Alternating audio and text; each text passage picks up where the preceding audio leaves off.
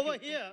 Sai, when lots of panelists have talked about the secularism and the basic structure of the constitution. Right. Well, India, I think, has 6 classical languages.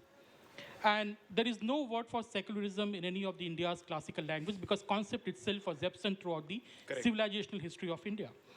But still, India was the most diverse, most tolerant, most plural society without the concept of secularism. So how do you respond to this idea that we have to have a uniform civil code because of secularism? Is there any other rationale behind it?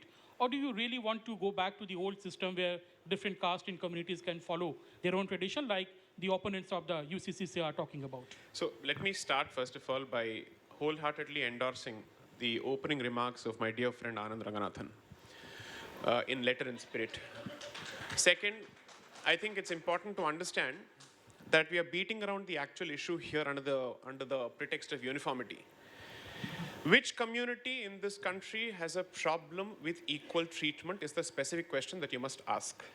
What are the issues and what are the areas? One, on the question of polygamous marriages or monogamous marriages.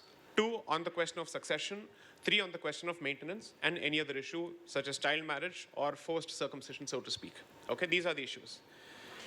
If these are the issues, which is the group or the community under question which has a problem with this? So when people start using my opening remarks as a way of getting out of this debate, I might as well bring the issue back to the center of the table and say, sorry, the issue in question is Muslim exceptionalism. I don't wish to beat around the bush. And if that is the issue, it makes very little sense for certain panelists to hide behind other communities in my position or Vishnu's position to say, no, look at them, since they have not committed, why should we commit? And the argument that is being presented is, well, Hindus are not open to uniformity. Let's see if you're okay with interference with your personal laws. Our personal laws have already been interfered with since 1955. We were never consulted with this.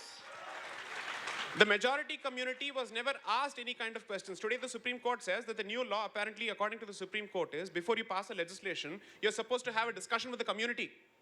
That too with respect to farmers and farm laws, where we afforded this kind of an opportunity. If that is not the case, you're actually speaking with a victim majority here, which is already suffering the consequences of Nehru's forcible introduction of the Hindu code in the 1950s. So, I don't think anybody has the moral authority to pontificate to Hindus with respect to state intervention. If there is a community in this country that has been constantly interfered with by the state, regardless of who's in power, it is the Hindu community. That is a fact. Second, look, here's the important issue. You want to address these issues. I think whichever government is interested in discussing uniform civil code must actually drop the discussion on the Uniform Civil Code and must grow a spine to discuss the issue of Muslim exceptionalism as opposed to sending chadars to Ajmer. Okay? That is something for the government to do. Three, the next question will be, well, is this consistent with India's commitment to secularism? Sorry. India is equally committed to the question of human rights, and India is equally committed to the question of gender justice and social justice. It is possible for this country to take a position against polygamous marriages, child marriages, forced circumcision, and even with respect to succession, without having to resort to uniform civil code. Because the moment you start talking about uniform civil code, their argument is going to be, it's unenforceable, it needs to be done, this needs to be done, that needs to be done. Sorry, I don't need to go the path of uniform civil code to enforce any of these aspects. The state has the power to interfere with any kind of social injustice. That is the precise reason that Article 17 was introduced in the Constitution for what? To abolish untouchability. Then should the state have actually indulged all those people who opposed this particular issue and kept its hands holding with respect to abolition of untouchability? When Article 25(2)(b) was introduced with respect to the entry of former untouchables into temples, the state has taken a particular decision. And that was a Hindu-specific intervention, that was a community-specific intervention. Did secularism come in the way of this kind of intervention because it's a Hindu community? No, it did not.